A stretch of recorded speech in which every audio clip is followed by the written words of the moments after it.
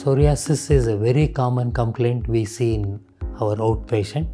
It is present all over the world, more so in abroad, and also it is very rampant in India. Psoriasis is not a contagious disease. It doesn't spread from one person to another person. It presents like a silvery white scaly plaques all over the body. There are different varieties of psoriasis like gutted psoriasis, inverse psoriasis, nail psoriasis, scalp psoriasis. Generally, psoriasis doesn't affect any longevity of the person, but it can give rise to complications known as psoriatic erythroderma when the entire body is covered with psoriatic plaques. When it's come to treatment part, so we have to give, for a milder case, topical treatment in the form of salicylic acid.